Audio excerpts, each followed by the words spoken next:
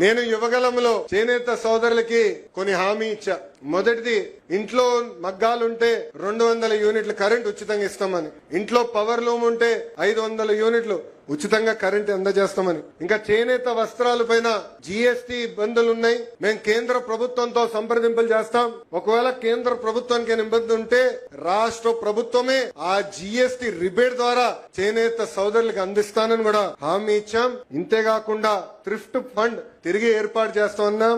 ఇంకా చేనేత భరోసా కింద ప్రతి చేనేతకి 25,000 రూపాయలు ప్రతి సంవత్సరం ఆర్థిక సహాయం కూడా అందజేస్తామని ఆనాడు హామీ ఇస్తాం జరిగింది. స్వర్ణకారులు ఎప్పుడు లేని విధంగా కార్పొరేషన్ కూడా ఏర్పాటు చేస్తామని ఆనాడు ఇదే గడ్డ పైన నేను హామీ ఇచ్చా.